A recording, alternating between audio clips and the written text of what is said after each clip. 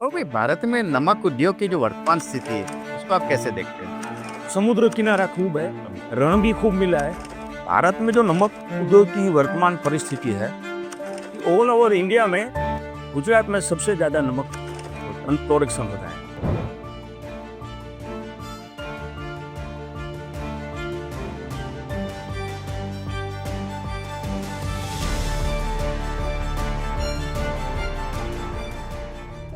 Education या इसके जुड़ी कोई भी बात हो तो आप दौड़ के चले जाते हो और वहाँ पे आपसे हो सकता है उतना सहयोग भी देते हो। तो ये भावना आप में कहाँ से आई बाबू? को ये भावना मेरे माँ और पिताजी में से आई है। मैं उसको ही गुरु मानता हूँ। वो भी अब राजनीति से भी जुड़े हैं कि समाज में बदलाव अगर लाना है तो उसके लिए राजनीति में जुड़ना जरूरी है। और राजनीति में ऐसा है, आज का पॉडकास्ट जाने माने उद्योगपति के साथ है श्री बाबूभाई हुंबल। ये एक सॉल्ट इंडस्ट्रीज का बड़ा नाम है। ये सिर्फ उद्योगपति नहीं है, ये बहुत बड़े दानवीर भी हैं। कच्छ के बाहर भी इनको बामासा के नाम से बोला जाता है। हर एक समाज के लिए इनका दान उपलब्ध है, चाहे एजुकेशन हो या मेडिकल, हर सेवा में हमेशा आगे रहते हैं। तो आज के पॉडकास्ट में बाबूभाई से हम बात करेंगे कि एक उद्योगपति कैसे दानवीर बन सकता है। उनकी पॉलिटिकल यात्रा भी है जो भी इंटरेस्टिंग है। तो चलिए इस इंटरेस्टिंग पॉडकास्ट को शुरू करते हैं।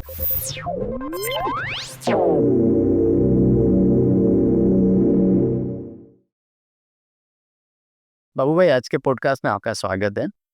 आपने 40 साल पहले श्रीराम ग्रुप ऑफ कंपनीज की स्थापना की थी और जहाँ तक मेरे को पता है 45 साल से सॉल्ट के बिजनेस में। तो इतनी लंबी जर्नी कैसी रही आप पर्टिकुलर सॉल्ट के बिजनेस में? नमस्कार विजय भाई। 1980 से मैं सोल्ड के व्यवसाय में मतलब मेरा स्टार्ट हुआ। बाद में मैंने सोचा कि नमक में और भी ज़्यादा मतलब अपने को बड़े पैमाने पे जाना चाहिए।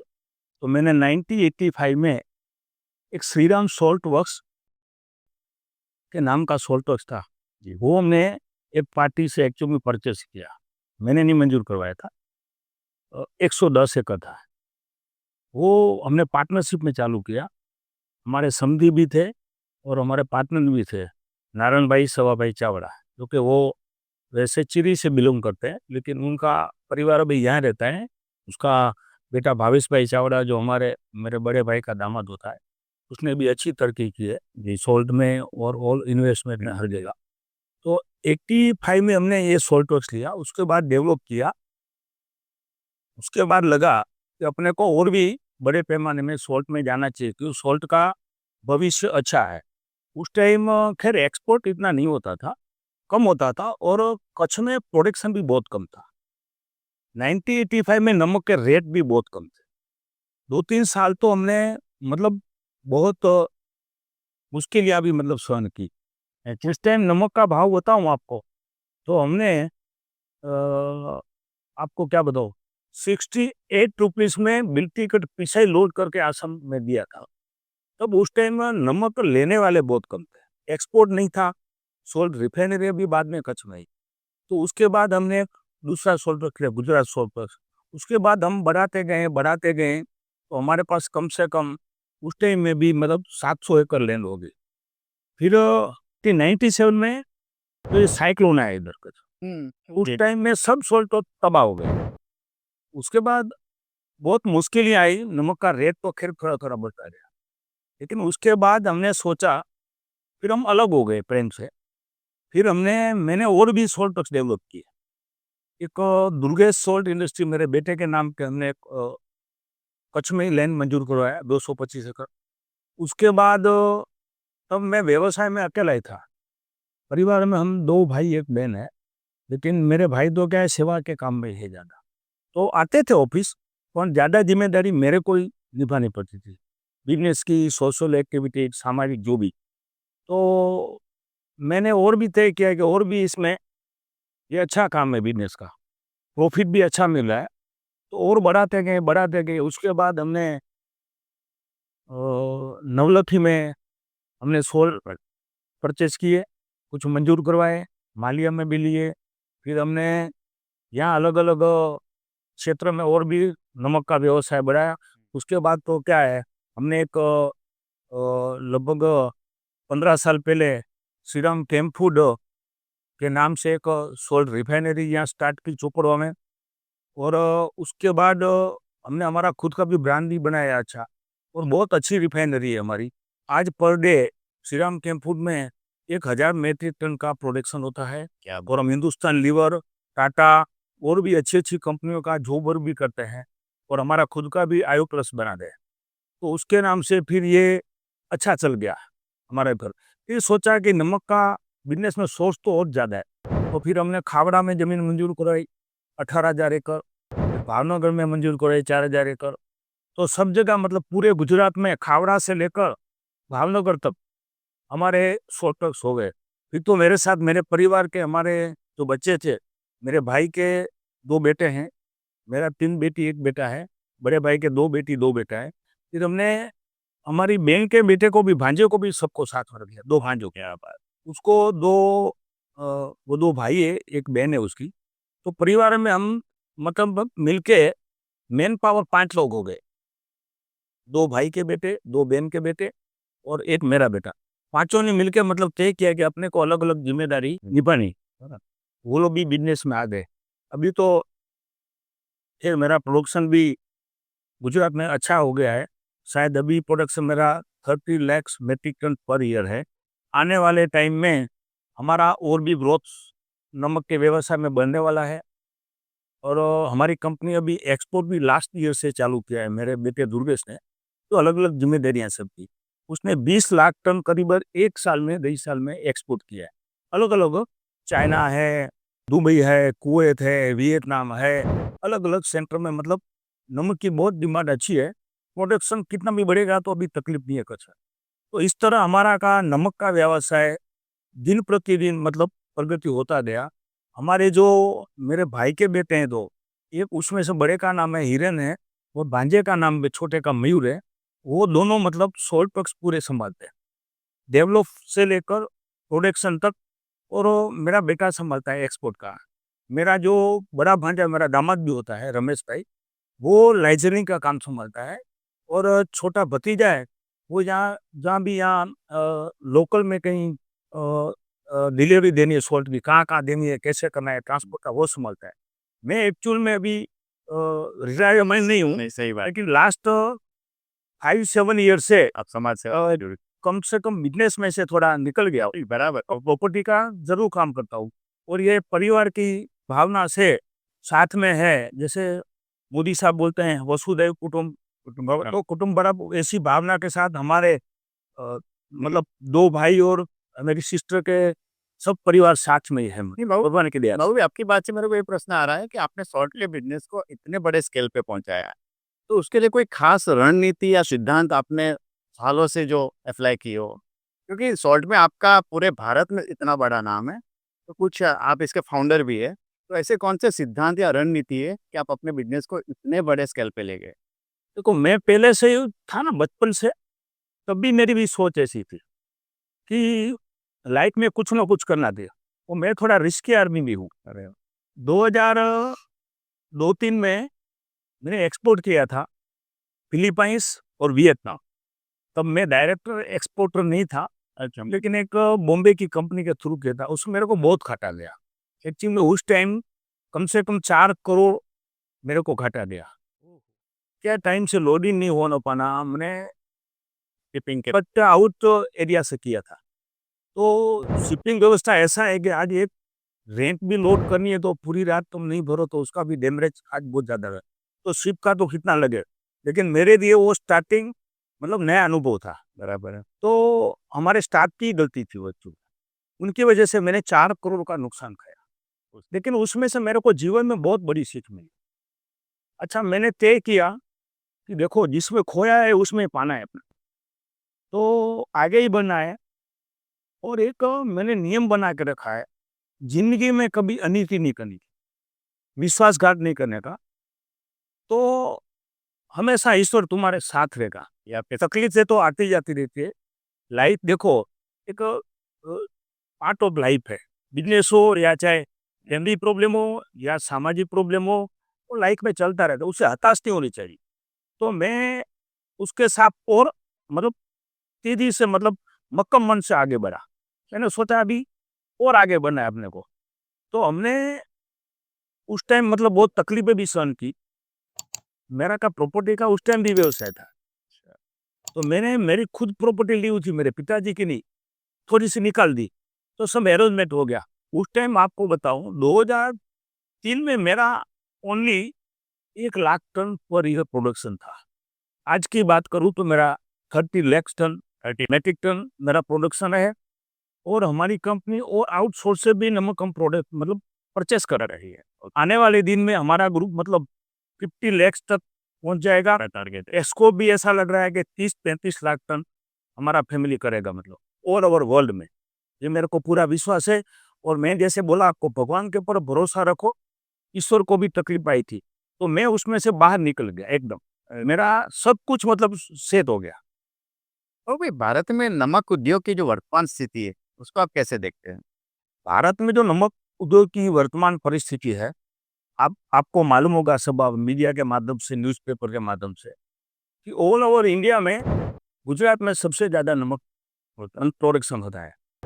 गुजरात में अपने जो कच्छ डिस्ट्रिक्ट है, उसमें भौगोलिक परिस्थिति ऐसी है ईश्वर की दया से, समुद्र किनारा खूब है, रण भी खूब मिला है।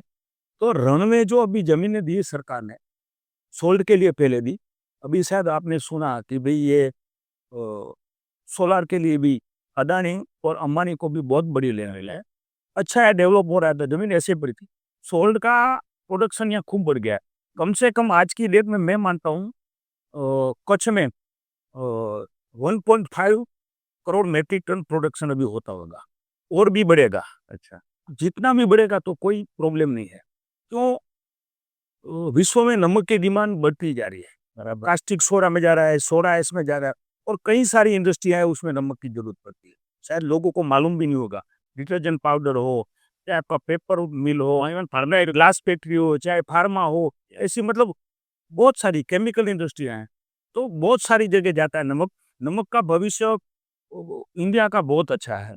एक तो गुजरात का जो प्रोडक्शन है, वो क्वालिटी मतलब एकदम उच्च गुणवत्ता की बनती है और समुद्र के पानी से जो नमक बनता है वो बहुत अच्छी क्वालिटी बनती है और आज विश्व के सामने इंडिया पूरा मतलब उसके सामने मतलब कंपटीशन चल रहा है। और आगे बात बताओ तो कच्छ में ही 2 कास्टिक सोडा के प्लांट आने वाले हैं। शायद देखा होगा। हाँ, डीएचसीएल भी आ रहा है। DHCL मांडवी टूडा में आ रहा है, उसको भी मैं सप्लाई तो वैल्यू एडिशन भी हो रहा है। अदानी भी डाल रहा है खावड़ा में, बड़ा प्रोजेक्ट। और एक तीसरा प्रोजेक्ट आ रहा है रिलायंस का, वो शायद भरूच आ रहा है। अच्छा। तो आने वाले दिनों में ये हाथी लोग आ रहे हैं, पर प्रोडक्शन भी बढ़ाएंगे और विश्व के सामने पूरा टक्कर लेंगे मार्केट में। क्या है, वॉल्यूम से काम होगा। आज का ज़माना वॉल्यूम का है। तो आने वाले भविष्य कच्छ का, गुजरात का, इंडिया का नमक का बहुत सोर्स अच्छा है। एक्सपोर्ट भी बढ़ रहा है, इसलिए कोई चिंता का विषय नहीं, चाहे कितना भी प्रोडक्शन हो जाए। अरे बाबू भाई को एक बड़े इंडस्ट्रियलिस्ट के तौर पे तो जाना जाता है, उसके साथ-साथ आप बड़े दातार भी हैं। कच्छ में आपको लोग भामाशाह के नाम से बुलाता है। मैंने देखा है कि कहीं पे भी एजुकेशन या हेल्थ से जुड़ी कोई भी बात हो, तो आप दौड़ के चले जाते हो और वहाँ पे आपसे हो सकता है उतना सहयोग भी देते हो। तो ये भावना आप में कहाँ से आई बाबू भाई? देखो ये भावना मेरे माँ और पिताजी में से आई है। मैं उसको ही गुरु मानता हूँ। उसकी देन है ये। मेरे माता और पिता दोनों भी सेवा का कार्य करते थे। मेरे को याद है वो तीनों भाई साथ में थे ना, मैंने मेरे पिताजी से सुना है। तो बड़े भाई बोलते थे, "कहाँ गए थे भीमा भाई तुम?" तो मैं तो किसी को हॉस्पिटल ले गया था, अरे कि यहाँ काम थे खेती का और तुम चले गए। तो मेरे से रहा नहीं जाता है, क्यों? मैं किसी का दर्द होता है तो उससे सहन नहीं होता था। बहुत साल पहले वो भी सेवा का कार्य करते थे, ऐसी भावना थी मेरे माता-पिता की। तो उनकी देन हमारे 2 भाई और मेरी बड़ी बहन में आई है। इसलिए देखो, आपने वो बात बोला कि भामाशाह, मैं भामाशाह तो नहीं हूँ। ठीक है, जिग्नेश दादा ने बोल दिया, ऐसे लोग तारीफ़ करते रहते हैं। बिल्कुल, आपका नाम आपको माने आपका नाम ही हो गया है कि बाबू भाई कौन थे? वो भामाशाह बाबू भाई। नहीं, नहीं, वो भामाशाह में हूँ नहीं, मैं भी I am very common man.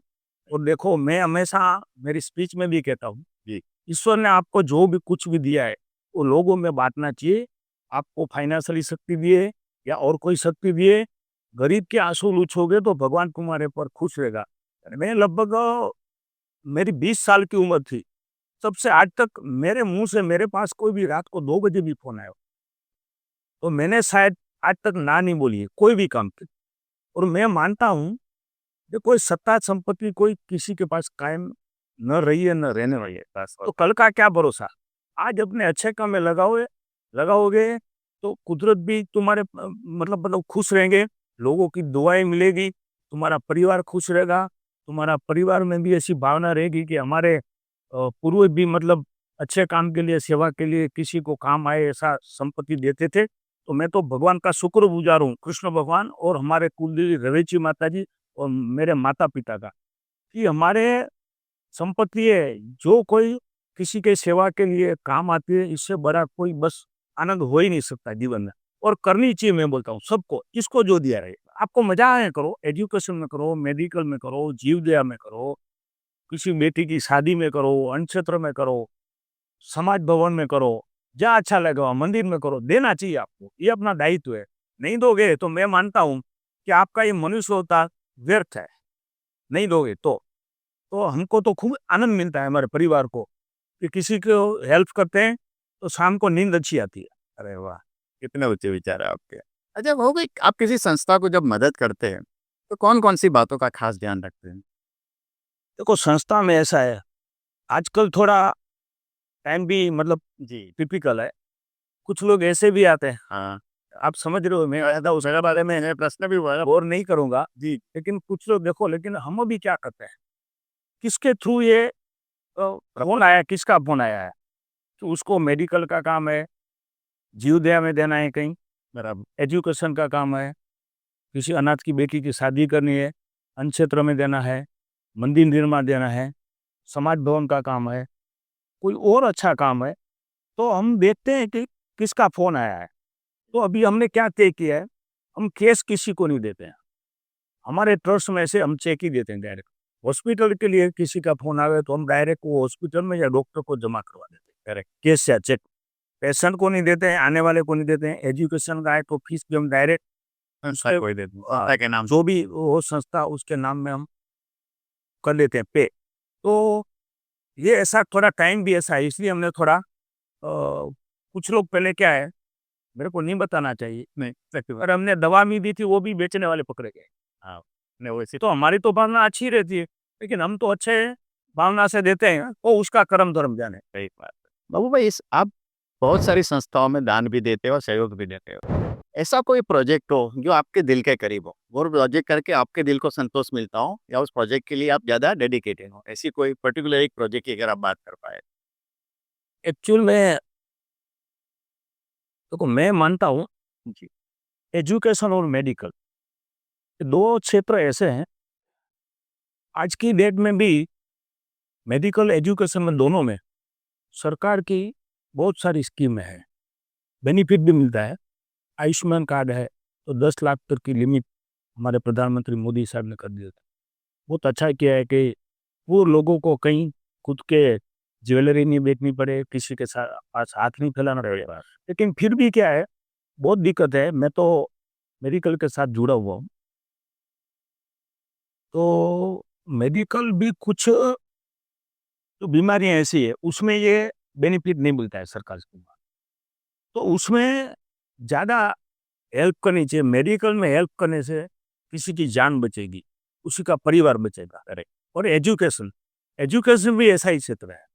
Education में हेल्प करने से आज भी हायर एजुकेशन लेना है, सबको मालूम है, बहुत महँगा होता है। सरकार में नो डाउट उसमें भी स्कीम है और हर समाज में भी स्कॉलरशिप भी मिलती है, लेकिन फिर भी हर लोग को ये पता नहीं है। तो उसमें भी हेल्प करना मतलब बड़ी मानव सेवा। ये 2 में मैं ज़्यादा समझता हूँ कि जो ज़िंदा आदमी की भई मदद करो ना, तो तुम मंदिर बनाओ, हमें कोई ऐतराज़ नहीं है। आप भागवत कथा कराओ, आपकी इच्छाएँ करो, मेरा कोई ऑब्जेक्शन नहीं है। सही है। लेकिन 3 में मेरे को ज़्यादा इंटरेस्ट है। एक तो एजुकेशन, मेडिकल और जीवदया, जो बोल नहीं सकते, अबोल जीव बोलते हैं। तो ये 3 क्षेत्र में ज़्यादा मेरा मन रहता है, हमारे परिवार का भी रहता है कि कोई भी एनी कास्ट का आदमी आवे, रात को 12 बजे, 2 बजे आवे, तो मैं हमेशा फ़ोन उठाता हूँ। ये मेरा सेवा करने का मतलब शौक है। कोई भी टाइप का फ़ोन आवे, चाहे एक्सीडेंट हो गए, आप जानते हो, यहाँ गांधीधाम में तो एक स्टर्लिंग हॉस्पिटल है। चाहे एक्सीडेंट हो गया तो न्यूरो सर्जन की जरूरत होती है। आपको हेल्थ का प्रॉब्लम और हो गया, अटैक आ गया, बीपी बढ़ गया, तो कार्डियोलॉजिस्ट की जरूरत पड़ती है। स्टर्लिंग में मैं जब से बनी है, तब से मैं वाइस प्रेसिडेंट हूँ। और हमारी ट्रस्ट में से, नो डाउट उसमें से भी, हमारी संस्था में से भी डिस्काउंट दिलवाता हूँ मैं। मोहन भाई, नंदू भाई और चिंटू भाई को करके मैं भी वाइस प्रेसिडेंट हूँ। मैं हमारी खुद की जो परिवार की Shri Ram group of company की जो हमारा ट्रस्ट है, उसमें से भी हेल्प करता हूँ। और ये 3 चीज़ में मेरे को ज़्यादा मतलब आनंद आता है कि किसी को आपने हेल्प की। ये बहुत बड़ी मानव सेवा है यार, जिंदा आदमी को करो ना पहले ऐसे। मंदिर बड़े नहीं बनेंगे तो चलेंगे, तुम्हारे मन में श्रद्धा है तो छोटा मूर्ति होगा तो भी भगवान तुम्हारे दिल में ही है। सही बात। नहीं, आपने मेडिकल और एजुकेशन में आपकी सेवा पूरा कच्छ हमेशा याद करता है। तो भी अब राजनीति से भी जुड़े हैं, तो मेरा व्यक्तिगत प्रश्न ये है कि समाज में बदलाव बदलाव अगर लाना है, तो उसके लिए राजनीति में जुड़ना ज़रूरी है या जैसे आप जैसे सोशल वर्कर भी काफ़ी है? आपका पर्सनल क्या थिंकिंग है उसके लिए? और राजनीति में ऐसा है, सब लोग को तो राजनीति का भाई पोस्ट नहीं मिल सकता है। कोई सही। एमएलए, एमपी या कोई जिला पंचायत, जी। तहसील हो या नगर पालिका, इसमें भी देखो मैं मानता हूँ कर्म करते जाओ भाग्य की बात है। राजनीति भी जरूरी है समाज के लिए। आप राजनीति में होंगे, नहीं भी चल सकता है, ऐसा नहीं कि जरूरी है। मैं मानता हूँ बिना राजनीति भी आदमी कोई भी सेवा का काम कर सकता है। और आपके सोशी के थ्रू एमएलए, एमपी के रिलेशन है तो भी काम हो सकता है। और राजनीति इसलिए जरूरी है, राजनीति से आपका डबल प्रभाव पड़ेगा। आपके कोई क्षेत्र के एमएलए, एमपी हो या पार्टी के कोई होदेदार हो, तो आपका कॉल कहीं जाएगा। जी, कलेक्टर साहब के पास, डीडीओ साहब के पास, या कोई और क्षेत्र में काम पड़ा, तो देखो उसका पर्सनालिटी अलग पड़ता है। मैं मानता हूँ राजनीति समाज के लिए भी जरूरी है। और समाज और राजनीति को मिक्स नहीं करना चाहिए। हाँ, बस। दो अलग अलग क्षेत्र है। समाज में राजनीति नहीं करनी चाहिए, समाज राजनीति में आ सकता है। सकता है, क्या बात! तो ये मैं मानता बहुत हूँ, बहुत बड़ी बात की है। देखो ये सौभाग्य की बात है। सब लोग तो एमएलए, एमपी बन नहीं सकते हैं, मिनिस्टर भी नहीं बन सकते हैं। मैं जरूर बीजेपी के साथ जुड़ा हूँ कई सालों से, वर्षों से। और सबसे मित्रता है, काम हमारे हो जाते हैं सब कुछ। नहीं तो मैं आपको जाहिर मंच पे हमेशा देखता हूँ कि आप नरेंद्र मोदी साहब पे बहुत बखान करते हैं। आप हमेशा बोलते हैं कि कच्छ का जो भी कायाकल्प हुआ है, that is because of Narendra Modi. तो सही में माने मोदी जी ने कच्छ के प्रति इतना बड़ा काम किया है? देखो आप सब जानते हैं अभी, जी। मैं जहाँ भी स्पीच देता हूँ, मौका मिलता है तो जी, जी।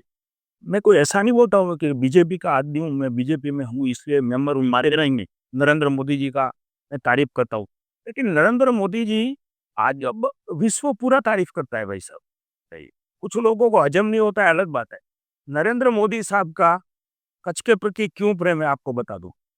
कच्छ में भूकंप आया 2001 में, वो भूकंप नरेंद्र भाई मोदी जी को आशीर्वाद रूप बना, क्योंकि उनके बाद नरेंद्र मोदी साहब को वाजपेयी जी ने फ़ोन किया, "कहाँ हो?"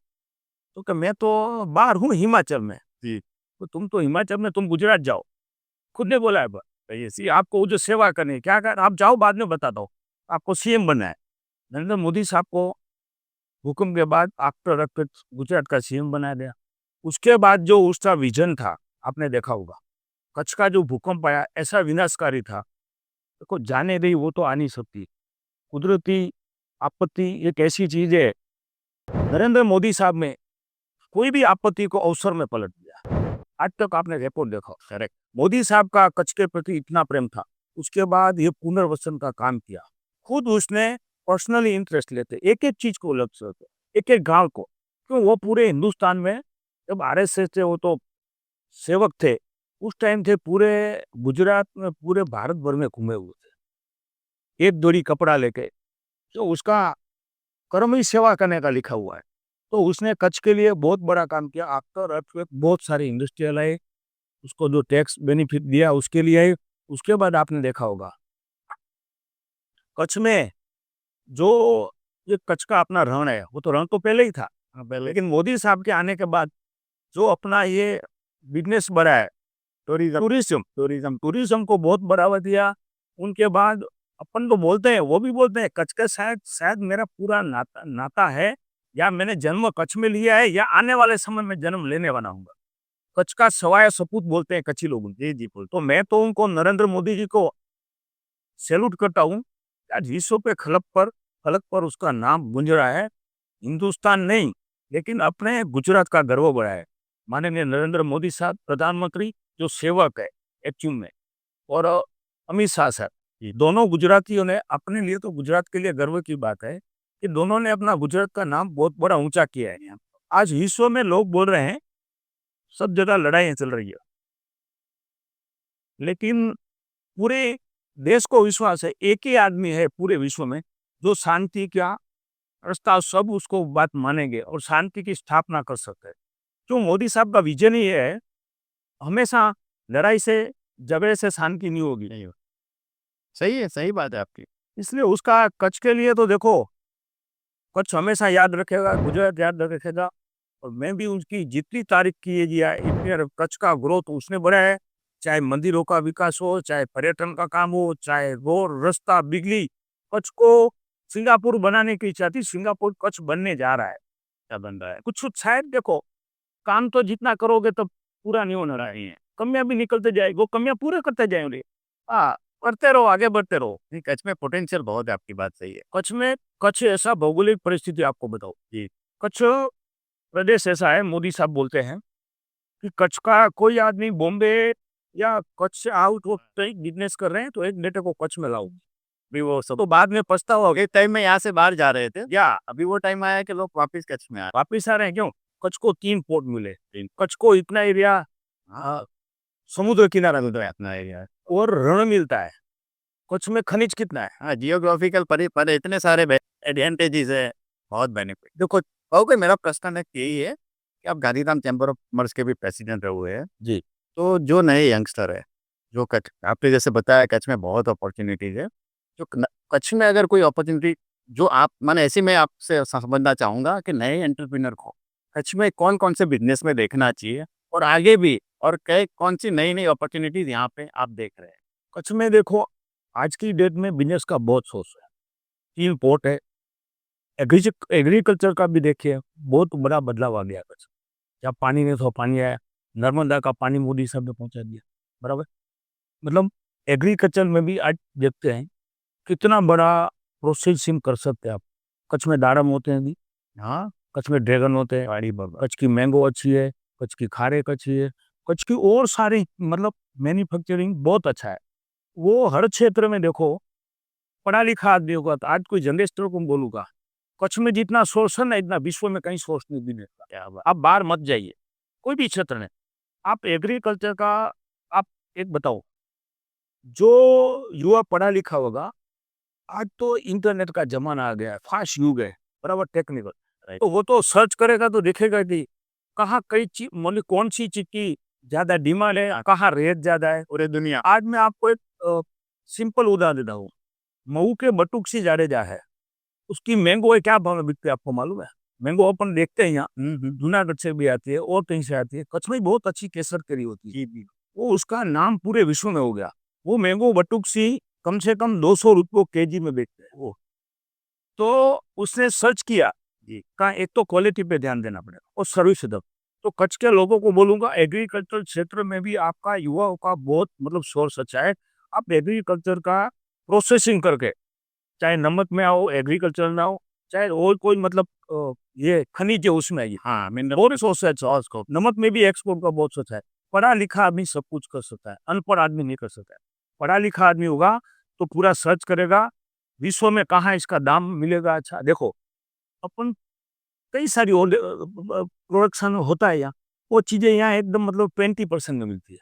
चाहे सब्जी से लेकर अनाज हो, चाहे फल फ्रूट हो, चाहे और कोई कमोडिटी हो।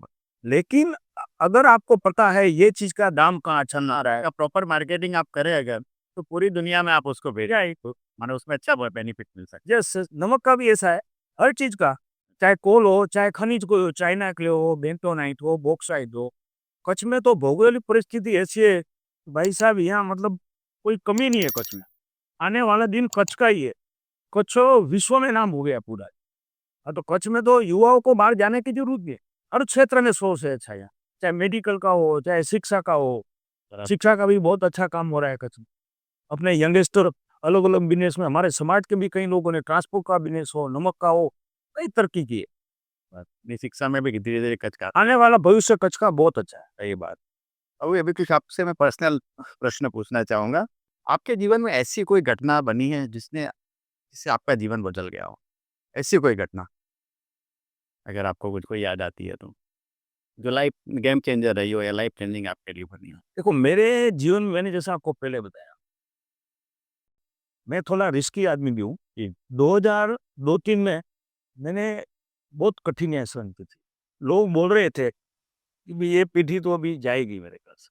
लेकिन मेरे को मेरे कुल देवता रवेची माता जी और हमारे इष्ट देवता कृष्ण भगवान के ऊपर असीम मतलब मेरे को ट्रस्ट था कि मैंने कोई अनीति नहीं की है, ज़िंदगी में सब कुछ आ सकता है। भगवान का जन्म जेल में हुआ था। उसने भी बहुत कृष्ण भगवान ने याद है। कठिनताएँ सहन की है। तो परिश्रम करते जाओ। मन में निखालसता से आत्मविश्वास से आगे बढ़ोगे, तो सब कुछ एवरीथिंग इज़ पॉसिबल। लाइफ में युवाओं को मैं बोलूँगा, देखो नीति पे चलोगे तो भगवान हमेशा तुम्हारे साथ है।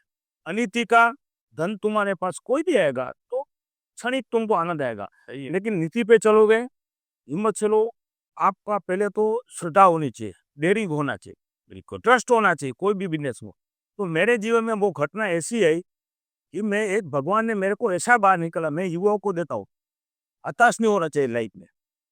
संकट तो आता जाता रहा है, बिज़नेस करोगे तो तकलीफ आएगी। घर पे बैठ के रहोगे खाली, तो कुछ नहीं होने वाला है। हर क्षेत्र में नरेंद्र मोदी साहब ने क्या नहीं झेला है हाँ, सर। कठिनाइयाँ? नहीं कर पीएम बने आज तक, आपको मालूम? कर्म करते जाओ।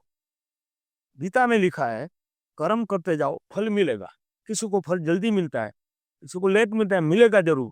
भाग्य की भी बात मैं मानता हूँ, लेकिन बिना पुरुषार्थ कुछ मिलता नहीं है। तो मैं वो चीज़ में से बाहर निकल के आया। एक घटना मेरे लाइफ में ऐसी बनी, जी। देखो, कि मैं 2016 में कच्छ आहिर मंडल के नाम की हमारी आहिर समाज की संस्था है, जो लड़कों को यहाँ मतलब पढ़ाते हैं, हॉस्टल भी है। उसका मैं 2016-18 2018 तक प्रेसिडेंट रहा। 3 टर्म थे। बराबर। मेरे को समाज ने मेरे को ज़िम्मेदारी दी। मैंने सोचा था कि अपनों को ज़िम्मेदारी दी है तो अच्छी तरह से निभाना चाहिए। मैंने वो संस्था में पूरा बदलाव किया। जो व्यवस्थाएँ थी, शिक्षा थी, उसमें बदलाव लाया, रिज़ल्ट अच्छा लाया। हमने जो कुछ कमियाँ थी, खाने-पीने में या पढ़ाने में, वो भी हमने कमियाँ दूर की और 750 की संख्या मैंने कर दी। हमारे समाज के सब आगे-वन के फ़ोन आते थे, "बाबू भाई इसको एडमिशन देना है।" मैं भैया ऐसा है भाई साहब, थोड़ा टेस्ट लेना पड़ेगा। क्या है हमारे ज़्यादातर हमारी जो रूरल एरिया में बस्ती है, आज भी, नो डाउट अभी आदिपुर, गांधीधाम, भूज, भचाऊ में हमारी बस्ती बड़ी है, लेकिन आज भी ज़्यादा बस्ती गाँव में ही है। तो गाँव में शिक्षा मतलब पुअर होती थी, तो आते थे। तो उसके लिए मैंने पूरा बदलाव किया और मैं समाज का ऋणी हूँ कि मेरे को मौका मिला। 2016 के वो संस्था के 50 साल पूरे होने वाले थे, हमारे के। बराबर। तो वो संस्था में हमने पूरे इंडिया में से यादव बिरादरी के लोगों को बुलाया। केंद्रीय मंत्री राव इंद्रजीत सिंह, हमारे गुजरात के सब पूनमबेन माडम, जवाहर भाई, वासण भाई और भी अलग-अलग क्षेत्र से लोग आए थे और उस टाइम 3 दिन का प्रोग्राम था। 2023, 24, 25 जून 16 में कम से कम 50 से 60 हज़ार लोगों का 3 दिन का प्रोग्राम था। वो मेरे लिए जीवन का ऐसा मतलब अनुभव रहा कि पूरे इंडिया भर में लोग पहचानने लगे कि बाबू भाई नाम का एक व्यक्ति है और ये एजुकेशन का ऐसा अच्छा काम कर रहा है। राव इंद्रजीत सिंह के उसके साथ मेरे रिलेशन बढ़े। हंसराज आए जो होम मिनिस्टर थे वो दूसरा उसको काम दे दिया गया, अमित शाह साहब ने तो नहीं आ सके। लेकिन ऐसा प्रोग्राम रहा बिना विघ्न और पूरे कच्छ के लोगों ने खुद का प्रोग्राम है, ऐसे हमारे युवाओं ने मेरे को बहुत सपोर्ट दिया, इसलिए मैं तहे दिल से पूरा कच्छ आहिर समाज का आभार प्रकट करता हूँ। वो दिन मेरे सामने दिख रहा है कि वो सफलताएँ मिली, मेरा प्रमुख स्थान मेरे को ये कार्यक्रम करने का अवसर दिया, इसलिए मैं समाज का हृदय से आभार प्रकट करता हूँ और मेरे लिए बहुत आनंद था वो। नहीं, नहीं, वो आपकी बात सही, क्योंकि आहिर महासभा गुजरात प्रकल्प के प्रमुख भी है, तो मैं समझ रहा कि ये प्रोग्राम ने आपको एक नई आभा दी है पूरे बाबू भाई, एक आप रूरल परिवार से आए हुए हो और भीमासर आपका नेटिव भी है।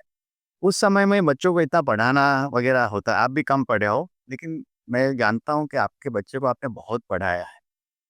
तो ये शिक्षा के प्रति इतना समर्पण आपने कैसे दिखाया? और पूरी स्टोरी थोड़ा आप हमको समझाइए। देखो, मेरा जन्म हुआ 1959 फर्स्ट मार्च को भीमासर में। मेरा नेटिव प्लेस है भीमासर, जो अभी सहारा ग्राम भी बोलते हैं।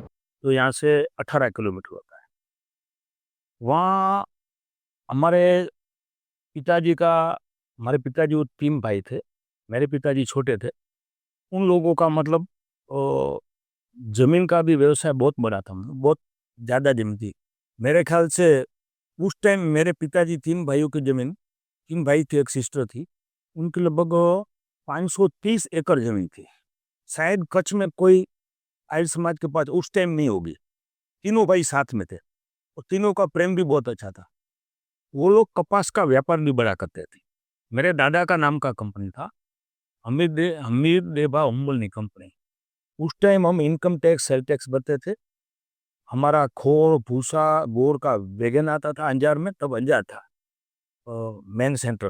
कपास का अब भी था, क्योंकि वहाँ कॉटन मिले, प्रेस मिलिंग ज़्यादा होता था, चीनी प्रेस। और वो हमारा करियाना की भी दुकान थी, रेखनी का भी व्यवसाय था।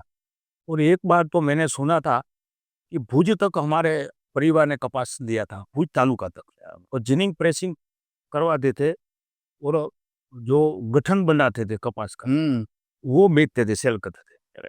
और उस टाइम ये अ, एजुकेशन तो गाँव में तो हाई स्कूल भी नहीं थी उस टाइम।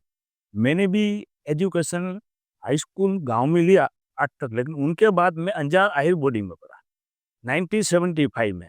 ये आपने थोड़ा दिन पहले इंटरव्यू लिया था, जो शिवजी भाई आहिर जी, जी। एमएलए थे, और वो हम साथ में पढ़े। अच्छा। एक मतलब एक क्लास में बोर्डिंग में रहते थे, आहिर बोर्डिंग में, जो मैंने बताया कि मैं प्रेसिडेंट था। बराबर है। वो कच्छ आहिर बोर्डिंग में हुँ। हमारे समाज के रूरल एरिया के कई लोगों को जी। एजुकेशन का दिया है। यहाँ से पढ़ाई करके देखो, कई लोगों ने तरक्की की है समाज के, जो आज बड़े-बड़े आगे बढ़े हैं। मैं नाम भी ले सकता हूँ। उस टाइम हमारे पुरखों ने, स्वर्गस्थ खिमजी भाई, जयसिंह भाई ने 4 लोगों को मिलके ये संस्था बनाई थी। तो वो संस्था का बहुत आज बड़ा फल मिल रहा है। मैंने भी वहाँ से एजुकेशन लिया है, सीजी भाई आहिर ने भी वहाँ से लिया, त्रिकम भाई छांगा ने भी वहाँ से लिया है, जो कच्छ कुरियन कहे जाते हैं, वलमजी भाई हुम्बल, उसने भी वहाँ से भी लिया है। वीके भाई हुम्बल है, जो कांग्रेस के पार्टी प्रेसिडेंट, उसने भी यहाँ, ऐसे कई लोगों ने यहाँ से एजुकेशन का लाभ लिया है। उस टाइम हाई स्कूलें गाँव में थी नहीं, हमारी ज़्यादा बस्ती मतलब रूरल एरिया में थी।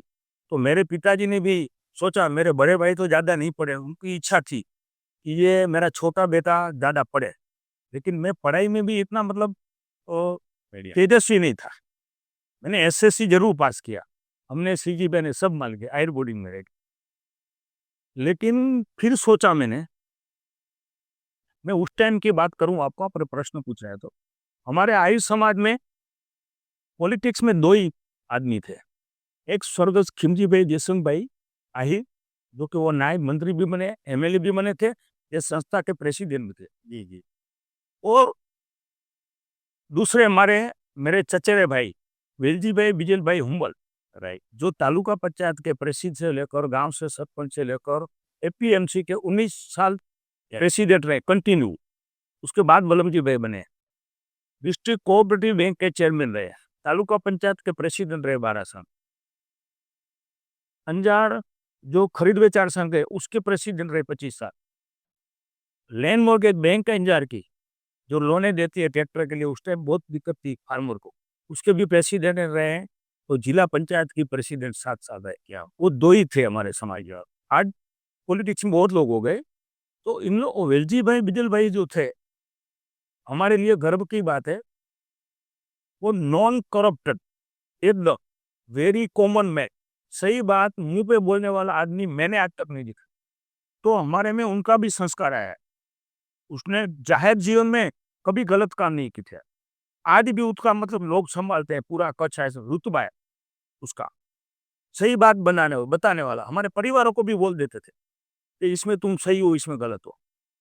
तो वो भी हमारे लिए गर्व की बात है। फिर मैंने तो सोचा कि देखो मैंने तो एसएससी पास की, चल गया अपना काम जी। तो लेकिन मेरे बेटे को पढ़ाना चाहिए। मेरी 3 बेटियाँ, 1 बेटा है।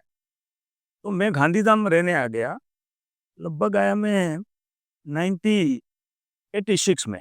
ए, मेरे बेटे का जन्म भी यहाँ हुआ 1987 में गांधीधाम में। अच्छा। गांधीधाम में मैंने मेरे तीनों बेटियों को यहाँ मतलब पढ़ाया, एजुकेशन दिलाया। अच्छा।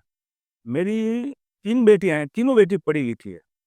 मेरी छोटी बेटी है, वो शिवजी भाई के लड़का जो देवेंद्र डांगर है डॉक्टर, उसके साथ मतलब उसका शादी हुआ, वो डॉक्टर मिला।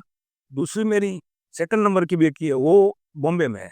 वो भी मेरे दमान राजेश आहिर से कच्छ के बिलोंग करते हैं, लेकिन बॉम्बे में उसके पिताजी कई सालों से रहते हैं,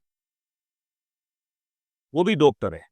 और मेरा तीसरा दामाद है बड़ा, जो मेरा भांजा ही होता है, हमारे में सिस्टर को देते हैं बड़ा, वो भी वेल ग्रेजुएट है।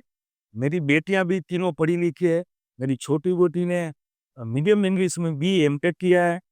सेकंड नंबर की बेटी जो हीरल है, उसने बी एमटेक किया। सेकंड नंबर की बेटी हेतल है, उसने भी मतलब एम कॉम पार्ट 2 किया है। वो इंग्लिश में पढ़ सकती है, लिख सकती है, बोल सकती है। बड़ी बेटी ने भी एसएससी पास की है, अलका है नाम है उसका। और एक बेटा है, बेटे ने भी मीडियम इंग्लिश में मतलब पढ़ाई की है, एसएससी पास किया है, दुर्गेश ने। तो हमने क्या किया, मेरे पूरे परिवार को अपने से मैंने एजुकेशन बहुत बड़ी मतलब पढ़ाया। फिर उसके बाद उसका मतलब एंगेजमेंट किया, उसके बाद शादी, पढ़ाई के बाद। मेरे को खुशी है कि मेरा परिवार एकदम पढ़ा लिखा है। उससे मेरे को लगा है कि जिंदगी में बेटियों को भी पढ़ाना चाहिए। तो हमने बेटियों को भी उस टाइम से पढ़ाने का काम किया है, बेटों को भी कराया। आज तो बेटी और बेटा समान है। हर समाज के लोग, हमारे समाज में भी बहुत बेटियों ने तरक्की की है, रखी हर क्षेत्र में सिद्धि हासिल की है। हमारे समाज ने, युवाओं ने भी बहुत तरक्की की है, एजुकेशन भी बहुत अच्छा किया, काम चल रहा है। नहीं, आपकी बात सही है। आप समाज तक नहीं रहे, मैंने सुना है कि आप ब्रह्म समाज का एक बड़े बड़े समूह लगने का आयोजन कर रहे हैं और उसमें आपने ऐसा आह्वान किया है कि जितने कोई भी ब्रह्म समाज का अगर वर वधु है तो आप उनको शादी कराएंगे। तो मैं ये देख रहा हूँ कि आप समाज तक तो सीमित नहीं रहे। तो इतना बड़ा आयोजन आपने जो सोचा है, उसकी थोड़ी रूपरेखा हमको देंगे। ये क्या आयोजन है? देखो हमारा परिवार, हमारे ट्रस्ट में से एजुकेशन, मेडिकल, जीवदया, जी। कोई एनी समाज की बेटियों की शादी की बात हो, अनक्षेत्र की बात हो, चाहे समाज भवन का निर्माण हो और समाज भवन का निर्माण हो, अभी में चाहे और भी संस्थाओं को भी, तो उसमें तो हमने मतलब हमारे परिवार ने लाभ लिया है, सेवा का काम किया। एक ये परिवार में इच्छा थी कि ये काम एक बाकी है। तो ब्रह्म समाज की बेटियों का हमारे पूरे परिवार के साथ मैंने चर्चा की। परिवार ने मेरे को हमेशा छूट दे रखी है, अच्छे काम के लिए आगे बढ़ो। मेरे भाई का परिवार है, जखा भाई का, मेरी बहन जप्पू बहन बड़ी बहन है, उसका परिवार है। हम तीनों भाई बहनों में हमने कभी मतलब अलग नहीं समझा है, आज भी साथ में मतलब। तो परिवार की भावना से चलते हैं हम। कोई भी तकलीफ आती है तो भी देखो, मोदी साहब ने बताया है, गुजराती लोग कभी भी तकलीफ में से बाहर क्यों आ सकता है, कुटुंब साथ में रहता है। इसलिए जीवन में कभी भी तकलीफ आती है ना पारिवारिक। तो पारिवारिक जो मुश्किलें आती है, कोई भी, हाँ, परिवार। धंधा की है, सामाजिक है या हेल्थ का है, ये बात परिवार साथ में सब है तो कुछ भी प्रॉब्लम नहीं होता है, वो टाइम आराम से निकल जाता है। हाँ, संयुक्त परिवार में कुछ ना कुछ रास्ता निकल ही आता है। उसका फायदा ही वो है। आज क्या है, ठीक है, लोग बच्चे बच्चे छोटा परिवार चाहते हैं, न्यूक्लियर फैमिली कोई होना नहीं चाहिए, लेकिन ये दुखद बात है। इसमें कोई भी तकलीफ आएगी, दिक्कत आएगी तो परिवार साथ होगा ना, खाली खड़ा है तुम्हारे साथ तो भी तुम्हारा कोई भी प्रॉब्लम आराम से कॉल हो जाएगा, मतलब ये। ये ब्रह्म समाज वाले आप। तो ब्रह्म समाज में ऐसा था कि हमने ये काम बाकी, तुमने लगभग मेरा 6 महीने से मन में चल रहा था कि ब्रह्म समाज के लोगों को बुलाए, मीटिंग करे। तो ब्रह्म समाज का करना था, उनको ही बुलाना पड़ गया। तो मैंने एक दिन मेरी ऑफिस में पूरे कच्छ के ब्रह्म समाज के सब आगेवान को बुलाया, प्रेसिडेंट, तहसील के प्रेसिडेंट, हमारे भागवत कथा का दिनेश भाई रावल, सबको बुलाया। लगभग करीब 22 लोग थे ब्रह्म समाज के। चर्चा की मेरा ऐसा मैंने प्रस्ताव रखा कि हमारे परिवार की इच्छा है, मातृश्री खीमी बहन भीमाबाई अम्मल परिवार की भी हम ब्रह्म समाज की बेटियों को ही शादी कराना चाहते हैं। तो आपका आशीर्वाद मिले तो हमारे परिवार की इच्छा है, जैसे आप बोलोगे ऐसे हम कर देंगे। तो मैंने ये भी बोला कि कम से कम 111 बेटियां कर दो, चाहे 111 से 200 तक छूट है। क्या बात। तो ब्रह्म समाज ने मेरा ये प्रस्ताव मतलब स्वीकार किया, तो मैं उसका धन्यवाद प्रकट करता हूँ कि ब्रह्म समाज को ऐसा आशीर्वाद मिला, हमारे परिवार को ऐसा अच्छा काम करने का मौका मिला। तो उस दिन नक्की हुआ कि भी रमेश भाई ओझा जो बाबुत कथाकार पूज्य भाई श्री बराबर। पूज्य भाई श्री जी, उनको मिलने का और उनका समय लेने का, वो बोले तब शादी का प्रोग्राम रखेंगे। तो शादी की डेट फाइनल नहीं हुई। रमेश भाई यहाँ आए थे कच्छ में प्रोग्राम में, तो यहाँ हमारी ब्रह्म समाज के लोगों के साथ मुलाकात को हुई। अभी वो 10-11 तारीख को हम भाई श्री की कथा है इधर द्वारका में या पोरबंदर के आसपास जी, वहाँ मिलने जाने वाले, तो डेट जल्दी डिक्लेयर हो जाएगा। बराबर। तो उसमें क्या है, देखो पूरा मतलब खर्चा है वो हमारा परिवार उठाएगा। हमने बोला आप जैसे बोलोगे ऐसे सब बेटियों को करियावा दे, आप जैसे करोगे उसमें हर समाज के मतलब आगेवान को बुलाया जाएगा, राजकीय, सामाजिक, शैक्षणिक सब आगेवान को पूरे भारतवर्ष में से साधु संत चाहे ट्राई भी करेंगे, मुख्यमंत्री, होम मिनिस्टर, केंद्रीय मंत्री को सबको बुलाएंगे, आमंत्रित किया। तो हमारी इच्छा है, ब्रह्म समाज की भी इच्छा है कि ऐसा प्रोग्राम तहसील में होता है समाज का मतलब लेकिन डिस्ट्रिक्ट लेवल का शायद ऐसा प्रोग्राम मेरे ख्याल से नहीं हुआ है। तो ऐसा प्रोग्राम करने की हमारी इच्छा आज तक नहीं हुआ ऐसा। बस हमारे माँ बाप माता पिता का आशीर्वाद की वजह से ये भी हमें एक जल्दी प्रोग्राम हो जाए ऐसी मैं कृष्ण भगवान से प्रार्थना करता हूँ। और हमें खुशी है कि ऐसा मौका ब्रह्म समाज ने हमें दिया है। बिल्कुल, आपका ये जो सेवा का ये जो प्रकल्प है और आपकी जो इसका जो बिल्कुल भगवान आपको इसमें आगे ही बढ़ाएँगे। बाबू भाई, आप एक ऐसी पर्सनैलिटी है जो सिर्फ़ एक इंडस्ट्रियलिस्ट नहीं है। आप मैं भी आपसे जो भी मैंने बात की उससे समझ रहा हूँ कि आपका जीवन सेवा के प्रति समर्पित है। तो जो युवा सेवा करना चाहते हैं समाज की या देश की, उसके लिए आपका क्या संदेश होगा?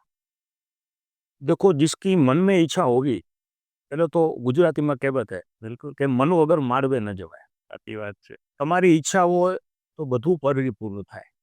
લાઈફમાં બધું સત્ય છે, એવરીથિંગ ઇઝ પોસિબલ। बिल्कुल। આપણું મન મક્કમ હોવું જોઈએ, તમારો ધ્યેય સ્પષ્ટ હોવો જોઈએ, जी, जी। દિશા તમે અલગ અલગ ન પકડો। बिल्कुल। માણસ જો 4 ઘોડા ઉપર બેસવા જાય તો પડી જાય। तो एक ही दिशा नक्की होनी चाहिए, ओके। कोई भी दिशा हो, उसमें आदमी हमेशा सफल हो सकता है। और देखो ईश्वर को सदैव मन से प्रार्थना करेंगे ना, जी, तो भगवान की आपको सपोर्ट करेगा। बराबर। एक तो मन में पूरा विश्वास होना चाहिए जी, कि मेरे को यही करना है कार्य। तो कोई भी दायित्व तुम्हारा पूरा हो सकता है, ये मैं दावे के साथ कर सकता हूँ। मेरे साथ ऐसे कई घटनाएं हुई है, लेकिन मैंने मन मक्कम रख के वो बात को पीछे नहीं हटा। चाहे बिजनेस की बात हो, सामाजिक सेवा की बात हो, चाहे परिवार की बात हो, चाहे हेल्थ की बात हो। आपको बताऊं मेरे को 28 साल से शुगर है, 28 ईयर। अरे वाह!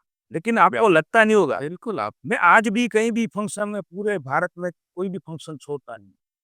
कोई भी फंक्शन हो, समाज का हो चाहे वो हो, मेरी इच्छा रहती है कि मेरे को जब तक हेल्थ सपोर्ट करेगी तब तक हर फंक्शन जाना है। पार्टिसिपेट करेंगे। हाँ, पार्टिसिपेट करनी है। क्या बात! और आदमी को रिटायर कभी होना ही नहीं चाहिए, मैं मानता हूँ। जिस आदमी ने काम किया है पहले से, उनको लास्ट लाइन तक बिल्कुल। एक्टिव रहना चाहिए। एक्टिव रहना मतलब ऐसा नहीं है कि बिजनेस में लो। आप हर क्षेत्र में एक सेवा के बहुत सारे कार्य कर सकते हैं। समाज की सेवा हो, गौशाला हो, समाज का हो, भवन का काम हो, मंदिर का काम हो, उसमें टाइम निकालो। अच्छा कर्म करने हैं तो बहुत रास्ते। तो युवाओं को इतना ही मैं बोलूँगा, आपको हमेशा सफलता मिलेगी, मिलेगी। नीति पर चलो। करेक्ट। भगवान हमेशा तुम्हारे कोई भी क्षेत्र में जाओगे तो सफलता तुम्हारे हाथ में है। मुट्ठी में बंद कर लो। आज तो दुनिया मुट्ठी में है। सही है। सब कुछ कर सकते हो आदमी। बिल्कुल। धीरूभाई अंबानी ने तय किया था कि मेरे को ये बनना है। अपना है ना उस बड़ा एम्पायर बना के कई अलग-अलग समाज में युवा प्रतिभाएं हैं। बिल्कुल। वो क्या है, उसको मौका मिलना चाहिए। खेलना है। हर क्षेत्र में, खेल-कूद का हो, समाज का हो, पॉलिटिक्स का हो, एजुकेशन का हो, हर क्षेत्र में मौका मिल सकता है, लेकिन आपको पहले ट्रस्ट होना चाहिए। दिशा एक होनी चाहिए। अलग-अलग दिशा में जाओगे तो भटक पाओगे। क्लैरिटी आ सक क्लैरिटी करे आ जा। अभी मेरा आखिरी प्रश्न है, आप सब मेहनत करके गांधीधाम को आपने महानगर पालिका तो बना दिया है। अभी गांधीधाम एज अ महानगर पालिका उसका फ्यूचर आप कैसा देख रहे हो? और अगर गांधीधाम तक की भी बातें नहीं करें, पूरे कच्छ में जो अर्बन डेवलपमेंट हो रहा है, उसके बाद आपको क्या लग रहा है कि ये कच्छ जिला एक टाइम में इसको पछात जिला बोलते थे, तो गुजरात का सबसे डेवलप डिस्ट्रिक्ट बन जाएगा, आप ऐसा देखते हैं? जरूर, डेफिनेटली। मैं तो बोलता हूँ बन गया है कच्छ डिस्ट्रिक्ट। अरे वाह! क्या बात! विश्व बैंक फलक में कच्छ को कोई जानता नहीं। बिल्कुल, इकोनॉमिकली कच्छ बहुत बड़ा नाम हो गया, लेकिन अभी भी अर्बन डेवलपमेंट की थोड़ी बात यहाँ पे है, वहाँ पे काफ़ी सारी चीज़ें यहाँ पे मिसिंग है। महानगर पालिका घंटाम बन गई, जी, डिक्लेयर हो गया। अभी शायद जनवरी एंड या फरवरी में इलेक्शन आएगा। बिल्कुल। नरेंद्र मोदी साहब और अमित शाह साहब और हमारे गुजरात के मुख्यमंत्री जो एकदम सरल स्वभाव के मृदुभाषी जी, जी। भूपेंद्र पटेल साहब, और अभी अभी नए जो पहले CR पार्टी थे प्रदेश तो हाँ, अभी जो जगदीश विश्वकर्मा साहब आए, ये सब लोगों की इच्छा है कि कच्छ को और भी आगे डेवलप करना है।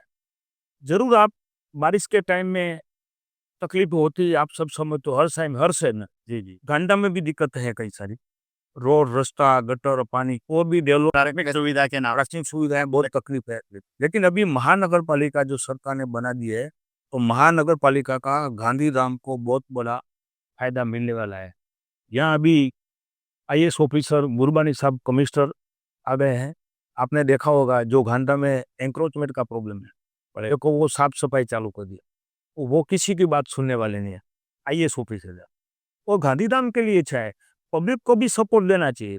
खाली देखो सरकार कुछ नहीं कर सकती, अपना भी दायित्व बनता है। घर के सामने तुम कचरा डालोगे तो कितनी बार गाड़ी वाला उठाने लेने आएगा, तो बेचारा कैसे बजा के चला जाएगा।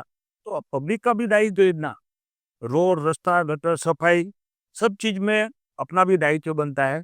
सरकार नो डाउट गांधीधाम को देखो, इसका बजट भी बहुत बढ़ाएगा, ग्रांट भी आएगी जी, अफसर भी बहुत यहाँ रहेंगे। नगर महानगर पालिका का बहुत फायदा मिलने वाला है। आजू बाजू में भी रेल जो जो बाकी थे वो भी 5 ले लिए। हाँ, विस्तार बढ़ गया। तालुका तो रहा ही नहीं अभी पूरा। तालुका तो नहीं रहा, 3-4 गांव के लिए तहसील नहीं रखा, जो घंटाम तालुका भी खत्म हो गया। जी, जी। तो महानगर पालिका बनने जा रही है और उसका फायदा आगे वाले दिन में बहुत मिलेगा। आप सोच नहीं सको भी, इतना बजट है सरकार देने वाली है, खूब देने वाली है। बीजेपी का हमेशा ही दायित्व रहा है, भारतीय जनता पार्टी का, जी, जी। कि हर गांव से लेकर छोटे से गांव से लेकर बड़े से गांव जो भी मुश्किलें हैं, रोड रास्ता गटर पानी लाइट सब चीज की व्यवस्था होगी। गांधीधाम का बहुत बड़ा ग्रोथ होने वाला है। और पूरे कच्छ की बात करूं, जी। कच्छ का भी भविष्य बहुत अच्छा है। मैंने पहले भी बोला, बिल्कुल आप कच्छ का भविष्य इतना है बड़ा कि आप सोच नहीं सकोगे। इतना कच्छ में मतलब सोचिश है, हर क्षेत्र में सोचिश है। सही बात। आने वाले दिन में यहाँ देखो शिक्षा का कितना बड़ा बन रहा है। हाँ दिखाओ, यहाँ गांधी में भी कितनी कॉलेज बन रहा है। कॉलेज है। हेल्थ के लिए भी आज भुज में भी एक हॉस्पिटल बन गया, बड़ा हॉस्पिटल। और भी सरकारें चाहती है कि और भी लाभ मिले, लेकिन कुछ NGO को भी आगे आना पड़ेगा। कंडला पोर्ट भी देखो अपना दायित्व निभा रहा है, वो भी कहीं CSR में से बहुत सारा फंड्स दे रहा है। तो गांधीधाम के लिए तो सुवर्ण तक का मैं समान। हाँ, नो डाउट कोई प्रॉब्लम नहीं है, थोड़ा समय चाहिए। कुछ भी बिगड़ता है तो सुधारने के लिए थोड़ा सा हाँ, बस वही, वो ट्रांजिशन पीरियड बोलते हैं ना, अभी हम वो पीरियड से गुजर रहे हैं। जी। और जैसे आपने समझा है कि आपकी बात से हम 1 या 2 साल के बाद एक अच्छा गांधीधाम हम सब देखेंगे। अध्याय कैसे देखेंगे? या यहाँ छात्रालय है, वो कच्छ की सबसे बड़ी आर्य समाज के लिए पढ़ने की जगह बन गई है। और मैंने अभी समझा कि ये जो पूरा प्रकल्प है उसके पीछे आप हो। तो ये छात्रालय बनाने का विचार कहाँ से आया और इतना बड़ा प्रकल्प आपने कैसे बना दिया? मैंने आपको बताया कि 2016 में हमारा जो महासम्मेलन हुआ, हमारे कच्छ आर्य मंडल की संस्था है जो लड़कों के लिए पढ़ाती है, हॉस्टल भी है। मैं प्रेसिडेंट बना उसका 2014 में। तो मेरे मन में चल रहा था, समाज के कई आगेवानों से भी बात होती थी कि अपनी लड़कों के लिए तो सुविधा है, रूरल एरिया में रहते हैं, लेकिन लड़कियों के लिए भी होनी चाहिए सुविधा। क्यों? अगर लड़कियां कम पढ़ेगी लड़के बहुत पढ़ेंगे तो इनबैलेंस हो जाएगा। सही है, करेक्ट। एक स्कूटर का पिया और एक मारुति का पिया तो फिर दिक्कत हो जाएगी आने वाले पे। सही बात। तो मेरे को भी विचार आया, एक स्वामी जी का गुरुकुल था तो हमने पहले किराए पे लिया 2 साल, 2014 में। फिर उसके बाद हमने उसको रिनोवेट किया पूरा। मैं कच्छ मंडल का प्रेसिडेंट था। उस टाइम नक्की किया है कि 100% बेटियों के लिए हॉस्टल बनाना और स्कूल बनाना यहाँ रह के। तो मेरे को खुशी है कि वो सौभाग्य मेरे को मिला। वो मैंने 2016 में जब ये प्रोग्राम हुआ, तब हमने वो परचेस कर लिया स्वामी जी से कि हमारी बेटियों की शिक्षा के लिए इससे ज़्यादा बहुत अच्छी जगह हो नहीं सकता है। भुजोड़ी में है, जो कि पूरे कच्छ डिस्ट्रिक्ट में भी बीच सेंटर ऑफ भुज के पास है, सेंटर ऑफ रोड टच है। तो मेरे साथ उन टाइम मैंने मेरे समधी भी होते हैं शिवजी भाई आहिर, दूसरे गोपाल भाई सवाबाई डांगर, जो कि वो अभी एक्सपायर्ड हुए हैं, तो नारापा के हैं, मूल रहते हैं माधापुर में। और चौथे लोग है राणा भाई रवा भाई डांगर, वो थानेती से बिलोंग करते हैं। हम 4 लोगों ने मिलकर तय किया कि अपने को ये जिम्मेदारी निभानी है। तो बाबू भाई आगे बढ़ो, हम तुम्हारे साथ हैं। वाह। तो आगे बने में ये 3 लोगों का मेरे को सपोर्ट मिला है, समाज का भी मिला बहुत। तो वो ले ली, परचेस कर ली। उसके बाद हमने पूरा रिनोवेट कर दिया। मैं आपको बताते हुए मेरे को खुशी हो रही है कि उसका मतलब स्थापक प्रमुख मैं रहा हूँ। उस टाइम मैंने 2016 में हमारे पूरे ऑल ओवर इंडिया के बिरादरी के लोग थे, उसके सामने मैंने डिक्लेयर किया कि आज हमारे राजकोट से भी लोग आए थे कहीं। उसने बोला कि बाबू भाई आपने बहुत अच्छा काम किया। कच्छ में बेटियों के लिए स्कूल नहीं थी, लड़कियों के लिए। पेथलजी भाई चावड़ा, जो हमारे समाज के लिए कन्या केवड़ी के लिए जूनागढ़ में बहुत बड़ा काम, बहुत बड़े इंडस्ट्रियलिस्ट भी थे। उसके बेटे जवाहर भाई चावड़ा भी वही काम करते हैं। पेथलजी भाई ऊपर खुश होते होंगे कि कच्छ वाले ने भी बेटियों के लिए स्कूल लिया। और अपने जो पुरखों थे यहाँ, स्वर्गत खिमजी भाई जयसंग, उनके साथ सभा भाई पूंजा भाई खड़ी थे, वहाँ के आगेवान थे हिरजी भाई सोरठिया और लक्ष्मण भाई पूंजा सत्ता पर गए। ये 4 लोगों का आज दिल खुश हो रहा हुआ कि हमारे लड़कों ने बेटियों के लिए भी मतलब स्कूल एक ले ली। तो मैंने वहाँ डिक्लेयर किया, वो मेरे लिए भी जीवन की बहुत मतलब अच्छी घड़ी थी। एक तो प्रोग्राम हुआ 2016 में ऐतिहासिक, और ये बेटियों के स्कूल का लिया, मैंने डिक्लेयर किया है कि आज अपने वो ले लिया है। तो समाज में इतनी तालियां बनी, हमारे युवा ने और हमारे समाज के लोगों ने मेरे को बहुत मतलब बधाई दिया। उसके बाद आज तक हम 400 बेटियां पढ़ा रहे हैं। क्या बात। यहाँ से कई सारी बेटियां अलग अलग क्षेत्र में सिद्धि हासिल की। मेरे को खुशी हो रही है, यहाँ से कोई मामलतदार बनी है, कोई टीडीओ बनी है, कोई पुलिस में गई है, कोई फॉरेस्ट में गई है, और अलग अलग क्षेत्र में सिद्धि हासिल की। मेरे को खुशी हो रही है बताते हुए। आज हमारे समाज में बेटियां बहुत कुछ कर रही है, मतलब बिल्कुल हर क्षेत्र में। जैसे मैंने बताया मेरी बेटियों को पढ़ा, ऐसा नहीं है। मैं चाहता था कि हमारे समाज की, गांव की कोई भी लड़की अशिक्षित न हो और उसको ये मौका मिलना चाहिए। आज हमारे समाज में कई बेटियां उड़ान भरी है, पायलट है, सीए है, लॉयर है, डॉक्टर है, और अ, अ, डिप्टी कलेक्टर है, मामलतदार है, और पीआई है, डीवाईएसपी है। हर क्षेत्र में बेटियों ने सिद्धि हासिल की। तो मेरा सपना था वो पूरा हुआ। और मुझे खूब आनंद है, मेरे साथ थे 3 लोगों ने, शिवजी भाई, राणा भाई, गोपाल भाई स्वर्गस्थ हो गए, उसका बेटा रणछोड़ भाई। हम लोगों ने तय किया कि बाबू भाई ये हॉस्टल में भुजोड़ी आहिर कन्या विद्यालय नाम रखा है। हम 4 लोग ही जब तक जिएंगे तब तक खर्चा देंगे। समाज में ठीक है, कोई किसी का जन्मदिन हो, वो खुशी मनाने के लिए दे दे, बाकी अपने पूरा खर्चा हम देंगे। इसलिए मुझे आनंद है, ये 3 लोगों का भी मैं हृदय से आभार व्यक्त करता हूँ। और समाज के आगेवानों का, पूरे कच्छ डिस्ट्रिक्ट का मैं सबका ऋणी हूँ। ये भी मेरे को मौका मिला, कच्छ साहिब मंडल का भी प्रमुख बनने का मौका मिला, सेवा करने का। ये भी बेटियों की सेवा करने का मौका मिला है। आज कम से कम आपको बताते हुए मुझे गर्व हो रहा है, 5,000 से ऊपर लड़कियां यहाँ से अभ्यास करके गई है, और हर अलग अलग क्षेत्र में बेटियां सिद्धि हासिल की। हमारे लड़के भी बहुत अच्छे अलग अलग व्यवसाय में, अच्छाई समाज के लोगों ने प्रगति की है अलग अलग क्षेत्र में, एजुकेशन हो, मेडिकल हो, और आपको बताऊं मामलतदार, टीडीओ, फॉरेस्ट, हर क्षेत्र में। और क्या है, समाज के हर क्षेत्र में देखो, मैंने जैसे बताया, राजकीय लोगों की भी जरूरत है, तो शिक्षित लोग होंगे तो समाज का विकास होगा, और बेटियां पढ़ी हुई होगी तो उनकी आने वाली पीढ़ी पढ़ेगी, तो आने वाले जो दूसरी पीढ़ी को जो लाभ मिलने वाला है, हमारा पूरा कच्छ है समाज शिक्षित हो जाएगा 100%। गांव में भी कोई नहीं होगा, ज्यादातर के क्या है, हाई स्कूलें बहुत होगी अभी तो हर गांव में। सरकार ने और हमारे समाज के आगे वालों ने, सब एमएलए एमपी ने भी मेहनत करके हाई स्कूलें बढ़ा दी, और आरोग्य का काम भी बहुत बड़ा है, वेरी रियल। लेकिन फिर भी क्या है, बेटियां जो हॉस्टल में रह के पढ़ सकती है, उसकी इतनी फ्रेंड्स होती है, चाहे आगे कुछ भी बन जावे, कलेक्टर बन जावे। हाँ, हमारी इच्छा ये है कि हमारी बेटियां और बेटे कच्छ में से भी, जैसे यूपी बिहार में है, हर घर में एक आदमी आईएएस और आईपीएस है, तो यहाँ भी घर घर में समझता हूँ कच्छ में कम से कम 25, 50, 100 बेटियां और बेटे आईएएस और आईपीएस बने। ये हमारी ख्वाहिश है। कृष्ण भगवान से मैं प्रार्थना करता हूँ, ये भी हमारे कच्छ समाज की और मेरी पूरी करेंगे, ऐसा मेरे को आत्मविश्वास है। तो मैं आत्मविश्वास पूरा रखता हूँ, और जो जो मैंने मांगा है ईश्वर से, वो आज सब कुछ भगवान ने मेरे को दिया है। खाली संपत्ति नहीं दी है, लेकिन और भी अच्छा विचार दिए हैं। इसलिए मैं भगवान कृष्ण का, हमारे इष्ट देवता का मैं आभार प्रकट करता हूँ, और मेरी कुलदेवी माता रवेची माता जी ने आज तक जो मैंने दिल में थामा है, वो मेरा परिपूर्ण किया है। आगे भी हमारा परिवार की जो भी इच्छा होगी, वो मेरे को पूरा ट्रस्ट है, जो विश्वास के साथ आगे बढ़े तो सब कुछ काम पूरा होगा, ये मेरे को पूरा ट्रस्ट है। इसलिए हमारे समाज की बेटियों का भी ये पढ़ाने का मेरा स्वप्न पूरा हुआ, और समाज के आगे वालों को भी पूरा हुआ। कच्छ में बेटी और बेटियां खूब पढ़ रहे।